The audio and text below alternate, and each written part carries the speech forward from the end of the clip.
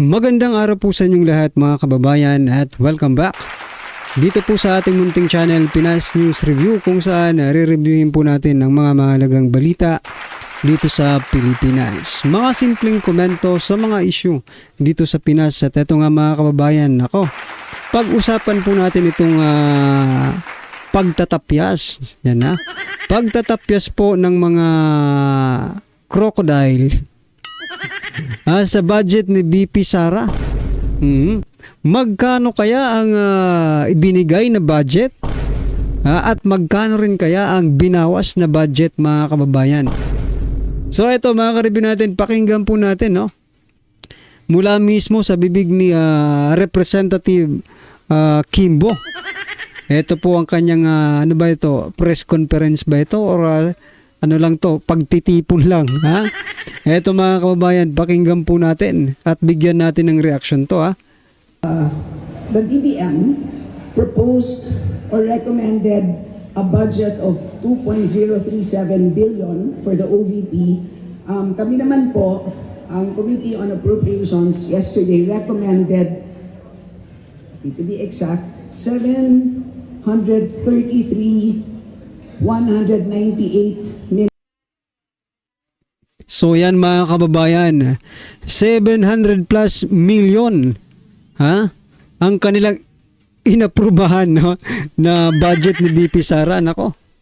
Ayan nga, nagtatanong po ang taong bayan kung ano po ba ang talaga ang mas mataas, no?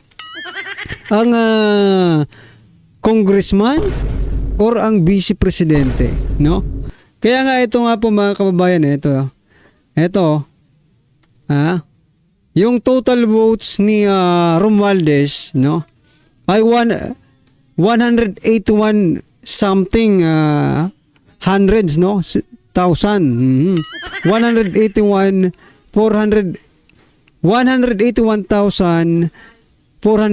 lang mga kababayan. Samantalang po si BP Sara 32 million plus ang bumoto. Tapos gaganituhin lang nila, di ba? Babalahurain lang nila pagdating po dito sa budget.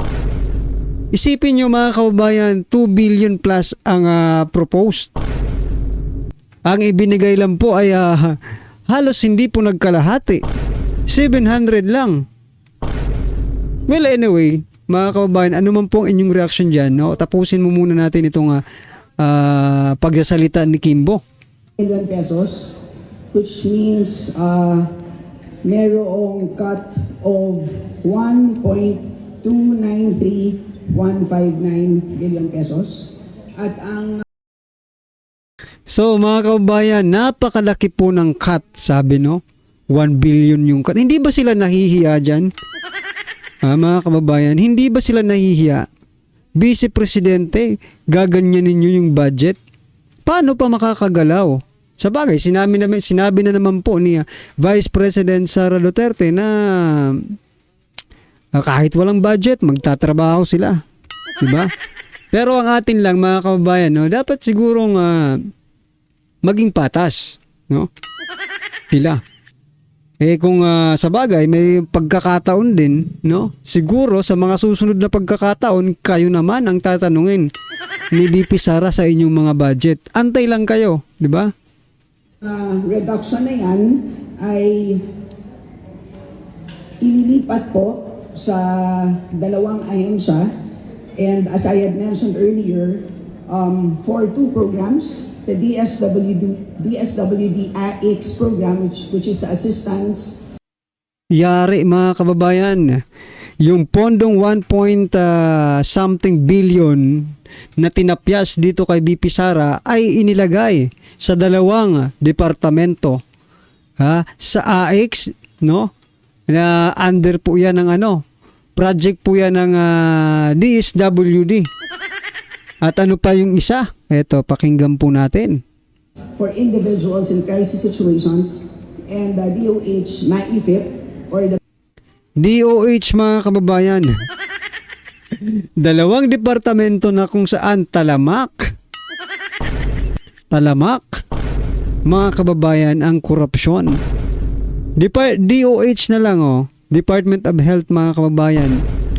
naghahanap po ang ating mga kababayan ng mga bakuna sa anti-rabies, dito sa mga babies, no, na dapat bakunahan, at sa mga maintenance ng ating mga senior citizens. Diyan po papasok yung tinapyas nila. So meaning mga kababayan, expected na po ito. Huwag na po tayong umasa na makakamtan pa ito ng mga normal na tao. Ay, mga normal tayo sila, hindi sila mga normal kasi, di ba? Pera na ang kinakain nila. Yan sa DOH naman. Dito naman sa pamimigay ng ayuda sa ang tawag dito. Sa AX daw ilalagay mga kababayan. Diyan pa hindi magkaroon ng corruption. Yung iba nga hindi na ibinibigay. Di ba? Inililista lang yung pangalan tapos hindi na ibibigay doon sa talagang nakapangalan. Anong tawag dyan? Corruption, mga kababayan. No? Asahan na po natin yung tinapsyas. Yan, ako. Yung kinuha nila, yung kinat. Cut yung term nila sa budget ni BP Sara ay wala pong patutunguhan. Bakit kaya nila ginawa yon, no? Sa bagay, hindi umatin si BP Sara, no? At hindi nila matanong-tanong. Alam naman natin na paulit-ulit lang yung tanong patungkol po sa 125 million. Well, anyway mga kababayan, sabi nga ni BP Sara, it's not a problem, no? Yan mga kababayan, ito po, no? Ito po yung proposed budget ni BP Sara na kinat. Ito po yung proposed budget na, no? Ito na lang yung natira. 733,198,000. Ayan mga kababayan. Yan na lang po ang grabe po sila, no? From 2 point something billion, no? Ito. From 2.037 billion patungo po sa 133.198 million. Ito po yung mga binawas mga kababayan, 1.2 billion, almost 1.3 billion po ang nabawas, no? Dito po sa supply 200 million, sa personnel services para sa consultant 92 million something, no? Financial assistance 947 million something din, Rent ito 48 million mga kababayan, at utility expenses 5 million. Na inilipat naman mga kababayan, no, sa ba nila nilipat? Ito DOH mga karibyo natin. Kalahating bilyon, pinaghati lang po nila sa DOH at saka sa DSWD. Gaya nga po ng sinasabi ko kanina, dyan po talamak ang korupsyon. Kaya madali nilang di ba? Madali nilang makukubra agad-agad yung mga pinaghirapan ng Kongreso. Di ba? Pinaghirapan nila ito, di ba? Ito po yung plano nila na? Ito po yung tinatawag nilang stick to the plan. Yan pala yung plano nila, pinatagal-tagal pa. Pinagsalita nyo pa si Congressman Marcoleta, ito rin pala yung. Kaya nga, ito mga kababayan, tama po yung naging desisyon ni BP Sara na hindi na lang umattend dito. Kasi ito pa rin naman yung ito pa rin naman yung magiging plano nila, di ba? Tatapyasan po nila si BP Sara. Umattend man sa hindi, sumagot man sa hindi, ito pa rin po ang magiging resulta ng lahat ng to mga kababayan, no? Well, anyway, pag-usapan naman po natin itong sinasabi ni President Bongbong Marcos Jr. Ito mga kababayan, bigyan po natin ng reaction ito. Sabi niya, fake news, about fake news ito ito.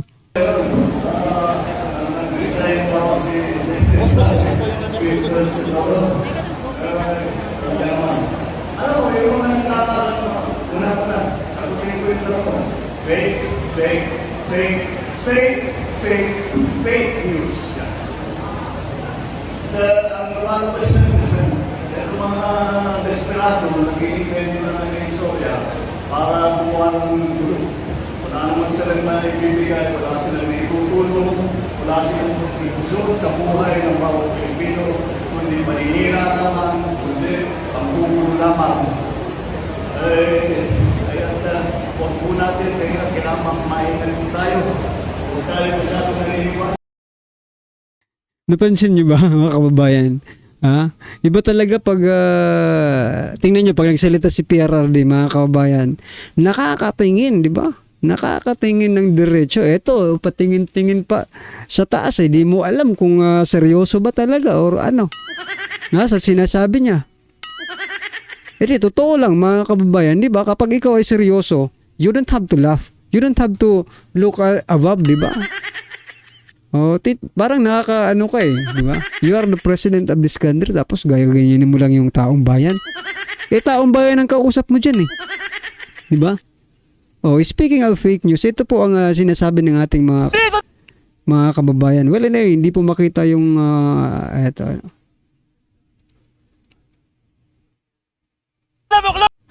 So, sabi po ng ating mga kababayan dito, mga karibin natin, no? Sa sinasabi ni PBBM na fake news, parang baliktad na naman.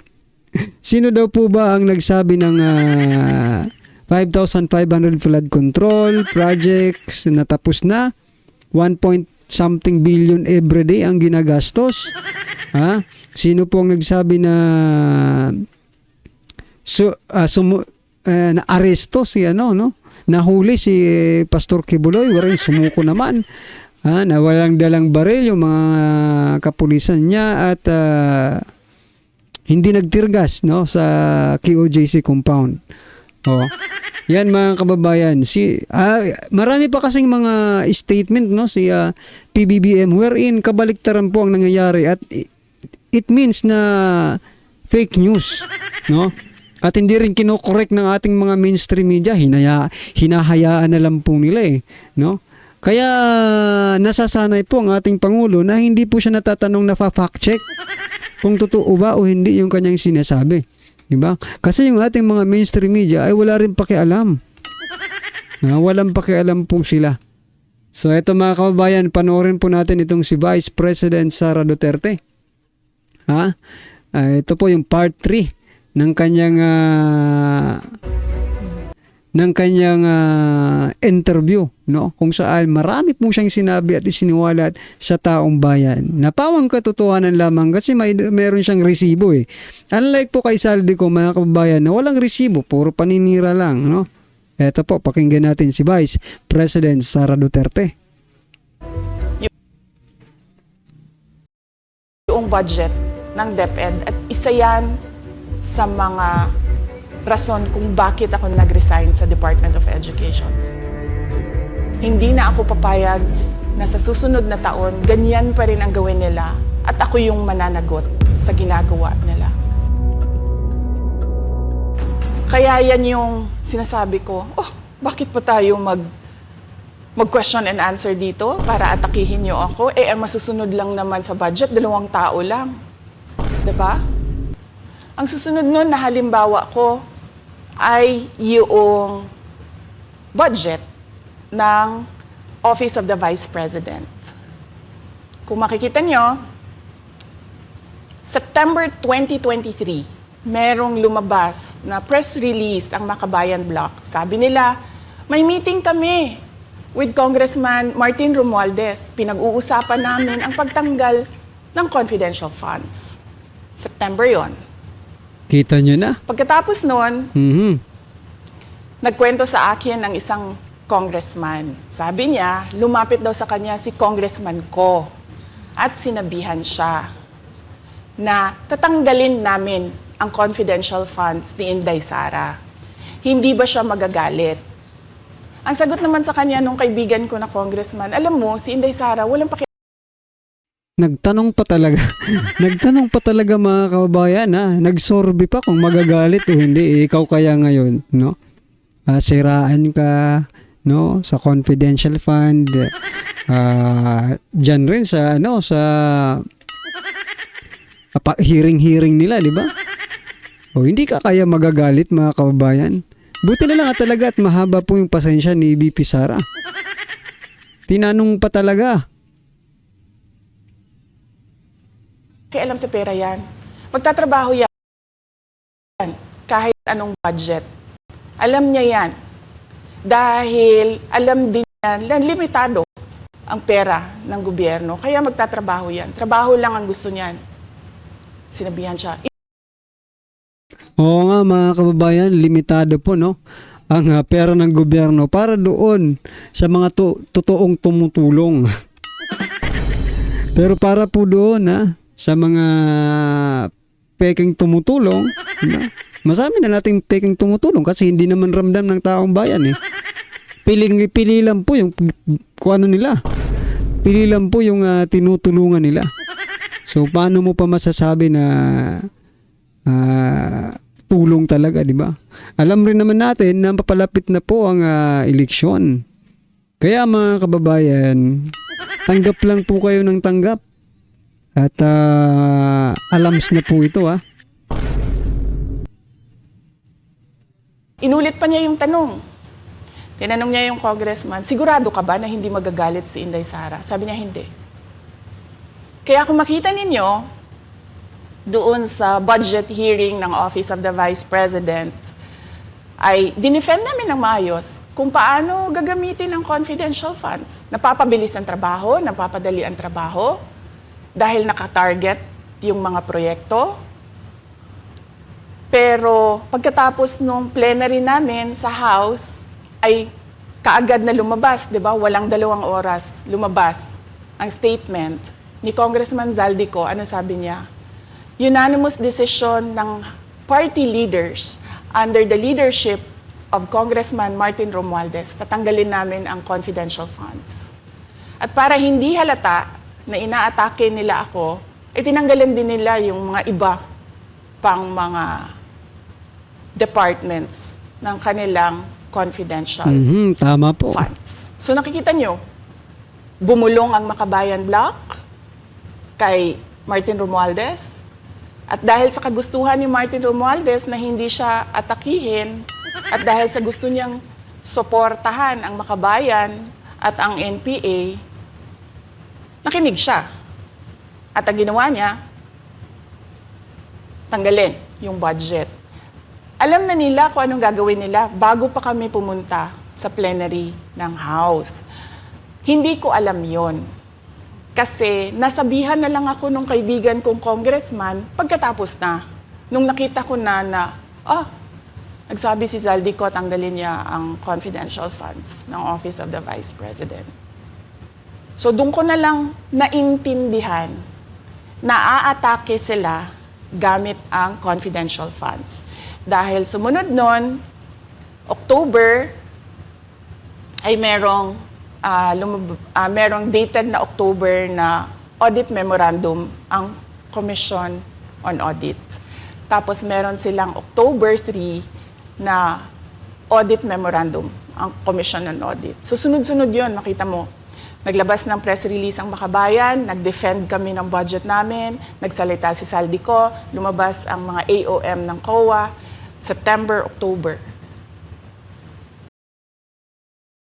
So yan mga kababayan, ano ba ang gustong iparating sa atin dito ni Vice President Sara Duterte? No, para sa akin po mga kababayan, ito po ay ang mga nangyayari po ngayon, no, ay planado, set up kumbaga, ng mga kalaban sa politika at pinupolitika nga itong budget niya. Paano hindi natin masasabing di pinupolitika, may tradisyon po. Sabi ni attorney at Congressman Marcoleta, na may tradisyon ang Kongreso wherein, yan sinabi pa nga yan ni Sandro Marcos, di ba? Na there is no question asked, no, sa two high-ranking official at pagdating sa budget.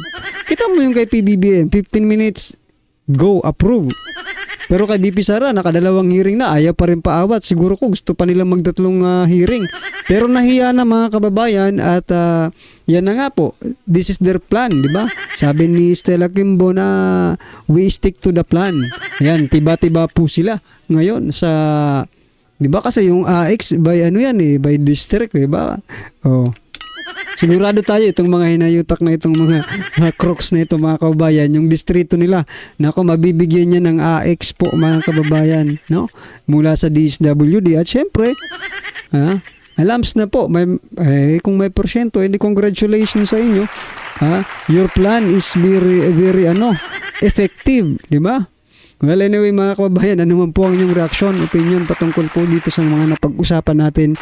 I-comment lang po sa baba para at least alam po ng ating mga kababayan ang inyo pong opinion patungkol dito. Alright? Maraming salamat po.